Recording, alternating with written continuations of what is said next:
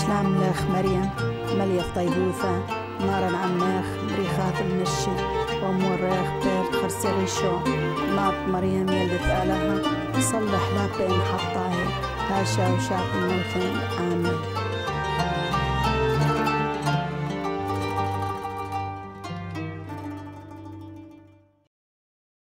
Hola, mi nombre es Cristian Mendoza, soy sacerdote desde hace 7 años. Yo estudié en México, en Guadalajara, aunque nací en Zamora. Estudié Administración y Finanzas y después vine a hacer Teología a Roma. Vivo en Roma desde hace 15 años y soy profesor de Doctrina Social de la Iglesia en la Pontificia Universidad de la Santa Cruz.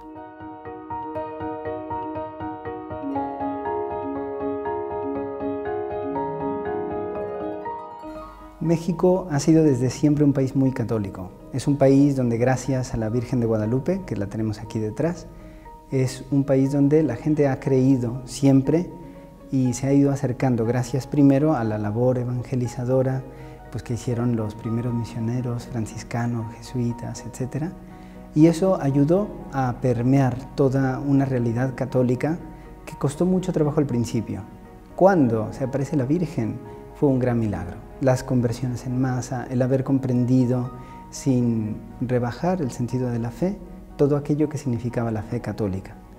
Pasan muchos siglos hasta que se independiza México por las situaciones europeas, sobre todo. La misma independencia la hicieron los criollos, que eran todos descendientes de españoles, y se mantuvo aquella fe. Vino después toda una larga época también de Porfirio Díaz, donde México vivió una revolución a principios de siglo para derrocar a este dictador, y después vino todo un sistema de organización político que cayó en manos de el que entonces fuera el fundador del Partido Revolucionario Institucional. Plutarco Elías Calles era un conocido masón, y este presidente en un momento determinado decidió que era conveniente cerrar las iglesias, sobre todo en el centro del país, en una zona que se llama los Altos de Jalisco, donde hay muchos pueblos pequeños y donde la gente se opuso a las leyes del gobierno, se opuso a estas ideas anticlericales. Muchos de los sacerdotes al principio mantuvieron las iglesias abiertas, pero ante el rechazo de la ley, lo que ocurrió fue que el presidente envió al ejército. Gracias a esto, bueno, pues el Señor nos dio la alegría de tener muchos mártires, que fueron personas que entregaron su vida. Padre Agustín Pro, como él abriendo los brazos para ser crucificado de esa manera ante los disparos de los que lo perseguían. Fue un hombre que fue un gran ejemplo. Joselito, que era el niño tan pequeño que supo testimoniar su fe, y que gracias a Dios hoy tenemos un modelo de un niño que con toda su inocencia ha sabido amar a Cristo, que es un modelo para todas las familias de México, para las personas que tienen fe. Y realmente la persecución de los cristeros fue un momento muy duro. ¿Por qué? Fue un momento muy duro para la vida de la Iglesia, que tuvo que negociar fuertemente con la política. Y fue sobre todo una prueba de fe para los fieles, que vieron cómo, a pesar de que el gobierno había asesinado a sus familiares y había cerrado las iglesias, había matado a sus sacerdotes, aceptaron que los obispos llegaran a un acuerdo finalmente con el gobierno. Y eso nos hace pensar en tantas realidades políticas donde los fieles de la iglesia que viven allí tienen esta prueba de fe, de distinguir. Bueno, una cosa es la situación política, una cosa es las decisiones que tienen que tomar la jerarquía de la Iglesia, que tiene todo el derecho de hacerlo con las autoridades políticas, y otra cosa es la fe. Otra cosa es lo que yo creo, como rezo, como hablo con Dios, mi día a día. Y lo más importante es siempre la fe. Y realmente hoy, ¿cuál ha sido el resultado de esa gran persecución de los cristeros? Pues que en toda la zona de los Altos de Jalisco la fe está muy arraigada, y todas las familias tienen el gran orgullo de tener un hijo sacerdote. De hecho, el seminario más grande probablemente de América Latina es el de Guadalajara, que es interdiocesano y que recibe muchos seminaristas de otros lugares, pero que actualmente cuenta con 1.600 seminaristas. Muchos son del seminario menor, pero cada año se ordena decenas de sacerdotes y las ordenaciones el cardenal las tiene que hacer en un estadio, porque no caben las familias.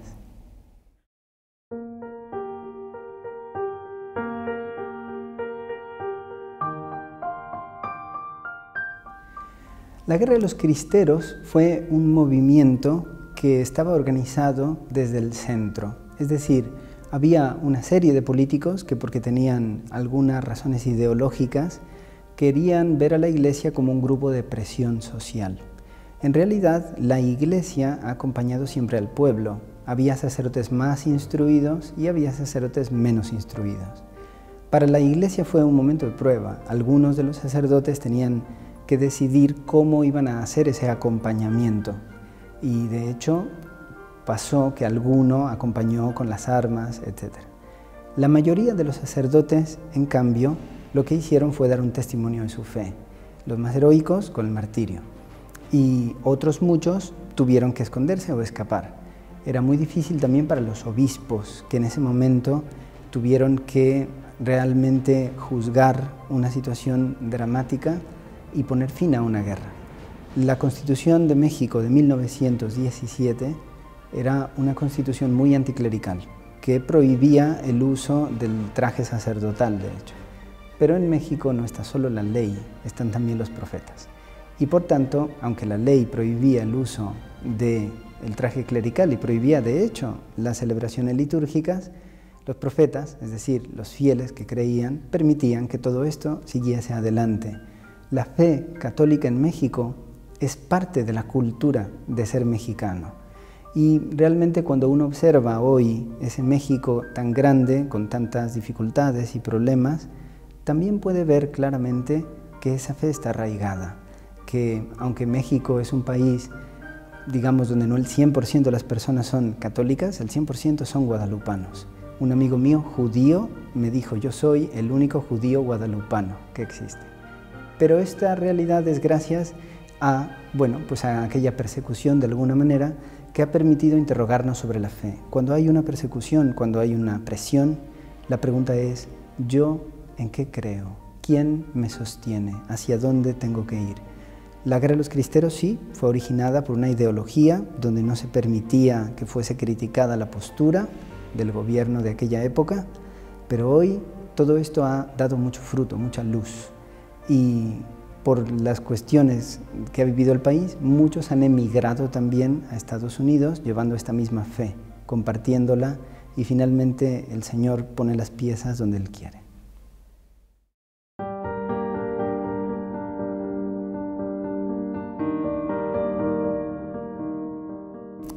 México hoy es un país que tiene muchos contrastes.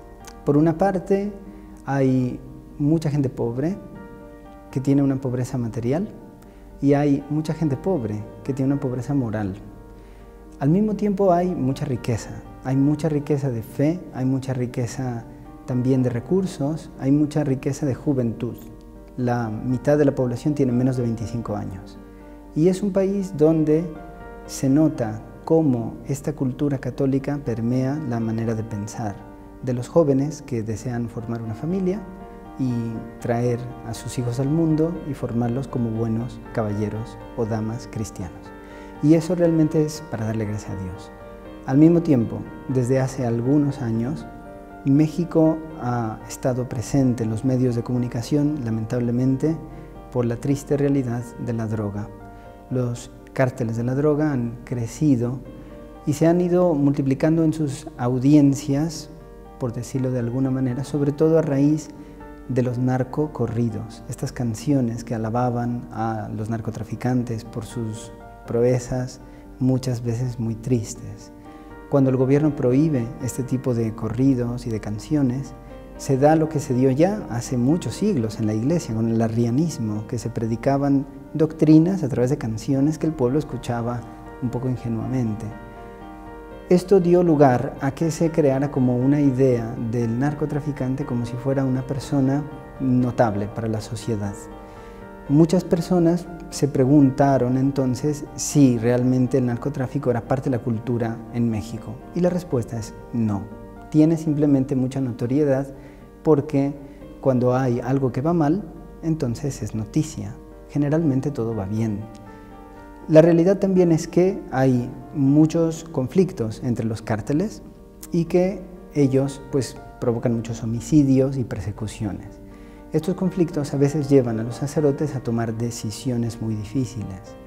Un amigo mío, sacerdote, párroco en Zamora, recibió en la iglesia, porque tenía la iglesia abierta, a una persona que venía muy agitada.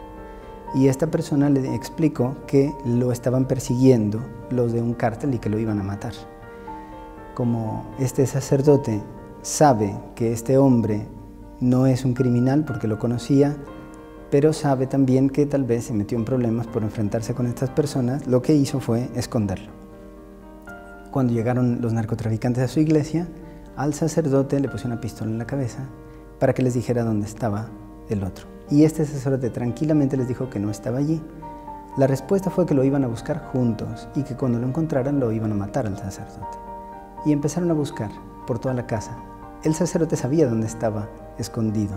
Fueron allí, entraron en la habitación donde estaba el escondido, iban a abrir el armario donde estaba y fue un milagro que se les olvidó. Cuando estaban a punto, se giraron, se distrajeron y se fueron. Proteger a veces a una persona que es un deber moral puede costar la vida. Y esto es una nueva oportunidad de testimoniar la fe, de demostrar que ante las dificultades más grandes, lo más importante es siempre preguntarle al Señor, ¿qué quieres que yo haga? ¿Qué tengo que hacer yo? Al mismo tiempo, esta situación que vive el México de hoy ha llevado a muchas personas a pensar que hay cosas más grandes que lo que podemos ver, que lo que nosotros nos acompaña. Y para un mexicano esto lo ayuda mucho a rezar. Tenemos que invertir tiempo, esfuerzo en los demás. No podemos seguir simplemente pensando que no pasa nada. Esto es un reto para los mexicanos.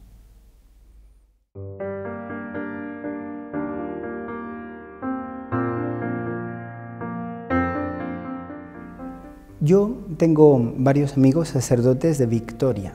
Ciudad Victoria es una ciudad de Tamaulipas, un estado en el norte de México, fronterizo con los Estados Unidos. Es probablemente uno de los estados más violentos, donde los cárteles de droga tienen mucha presencia. Allí ellos, los sacerdotes, han visto cómo ha crecido el grado de presencia de los cárteles y su agresividad también al comportarse. Pero un sacerdote no puede escapar, no puede dejar su parroquia, no puede dejar de administrar los sacramentos, no puede abandonar a la gente. Y a veces el reto está en cómo ayudar a estas personas. Cuando a un sacerdote llegan a su parroquia y le dice el narcotraficante, aquí tienes $20,000, o los tomas o te mato. Y el sacerdote sabe que si él toma el dinero, todo mundo va a saber que el narcotraficante lo compró. Y muy sabio, el sacerdote lo que dijo fue, mire, para que usted vea que yo lo respeto, voy a tomar estos 2,000 y los voy a gastar en esto. Los otros 18,000, denlos a la escuela del pueblo, que hacen mucha falta. Así salvó su vida y sobre todo así le demostró al pueblo que él es sacerdote por una llamada divina sobrenatural que lo ha puesto en una posición de servicio. Somos servidores y ese servicio a veces lleva a tener que jugar en unas posiciones muy delicadas y muy difíciles. Realmente el gran problema que tiene la Iglesia en México es que estas noticias no se explican a fondo. ¿Qué sucede? ¿Qué hay detrás? Lamentablemente, la sensación de los medios de comunicación es que los sacerdotes asesinados se han portado mal. Muchas veces no es así y muchas veces es simplemente la dinámica de la violencia que les lleva a decir hay que hacer desaparecer a una persona. Y esa persona tiene que ser alguien de relevancia pública, por lo tanto el sacerdote es muy sencillo de secuestrar, de hacer desaparecer. Sin embargo, lo más importante aquí es que muchos de los fieles se apoyan justamente en los valores de la iglesia, en los valores de su fe, y cuando deciden, como sucedió en Michoacán, con el levantamiento armado del pueblo, de crear una policía paralela porque no funcionaba el sistema de protección, familias que eran desgarradas, pues porque veían que les secuestraban a sus hijas, porque veían que mataban a las personas del pueblo, que dijeron tenemos que hacer algo, pues eran personas que con su fe decían tenemos que obedecer a Dios, tenemos que intentar poner fin a esta situación. Y lo han ido haciendo con prudencia para también poder mantener su familia de una manera normal y al mismo tiempo formando a las jóvenes generaciones. La salida de la pobreza de un muchacho, de un pueblo, no puede ser el narcotráfico, porque justamente es la pobreza moral que genera el problema de la droga, lo que generará más pobreza económica. Hay que formar a las personas y para eso se les da educación, para eso se atiende a tantas personas.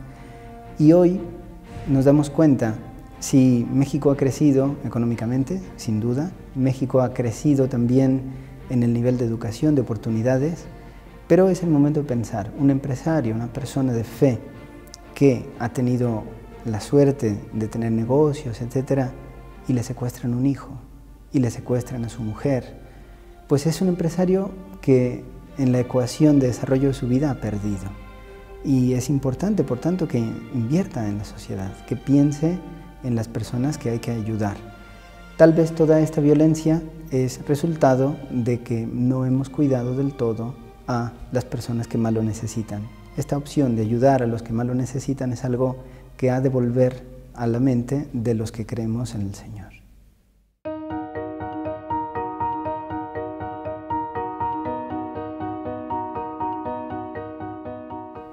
En México no hay una persecución religiosa como en la época de los cristeros, gracias a Dios. El problema hoy de la sociedad mexicana para manifestar la fe es esta invasión de secularización, donde, bueno, pues las personas se dedican simplemente a trabajar y se olvidan un poco tal vez de Dios. De todas maneras, en México todavía muchas personas van a misa los domingos. Es decir, muchas personas, siempre son pocas, un 20% de los que se declaran católicos pueden ir todos los domingos a misa. Pero casi todo el pueblo mexicano que se declara católico está bautizado. Es decir, los sacramentos son una presencia real y no hay ningún problema para manifestar las creencias, para decir gracias a Dios que se va a bendecir un negocio, una casa, y eso la verdad que le da a la Iglesia Católica en México una importancia notable. Después de Brasil y de Estados Unidos, que son países también muy importantes para la Iglesia Católica en el futuro, Brasil por el número de obispos, que después de Italia es probablemente el país con más obispos, y Estados Unidos porque el grado de formación y de posibilidades de la Iglesia en América es muy grande, donde hay 4.000 seminaristas actualmente, es, bueno, México. ¿Por qué? Porque hay mucha población que tiene esta fe. Y la Basílica de Guadalupe tal vez es el santuario más visitado de América Latina. Y todo esto lleva a que la Iglesia tenga una presencia. Hace algunos años, Monseñor Eugenio Lira, que era el secretario de la Conferencia Episcopal entonces, decía que el reto del clero en México era la preparación, que participen en los debates culturales, que puedan hablar más. Y ese es un sueño de los obispos. Por lo tanto, volvemos a lo mismo que es la educación. Bueno, yo creo que el principal motor que debe tener el pueblo mexicano para profesar esta fe es practicarla porque la entiende. Es decir, en la medida en que tengan esa formación, y muchas veces esa formación debe pasar en primer lugar por quienes cada domingo les predican la palabra de Dios, por los sacerdotes que preparen bien esas homilías, como decía aquí uno de los arzobispos mexicanos que trabajan en la curia. Te pueden escuchar una homilía mala y pueden decir, bueno, pobre sacerdote, no tuvo tiempo el padre de prepararla. Pero la segunda no. La segunda vez que te escuchan y no has preparado la homilía, la gente dice, ¿por qué? ¿Por qué tengo que aguantar esto? Por lo tanto, preparación, para que la gente pueda practicar. Y hablar siempre de lo bueno, lo que es atractivo en la vida de las personas es lo que es verdadero y lo que es bueno. Y cuando uno junta la verdad y el bien, eso se convierte en belleza. Y cuando hay más belleza, es porque aquello tiene más verdad y más bien. Pues la Iglesia Católica en México tiene una gran verdad, que es la verdad de Jesucristo, y hace mucho bien, porque muchos sacerdotes son muy entregados y trabajan muchísimo. Y esa gran verdad, que es la verdad del Señor, y ese gran bien que hacen personas que han dado su vida a Dios, eso es muy hermoso. Y eso es lo que la Iglesia debe transmitir siempre.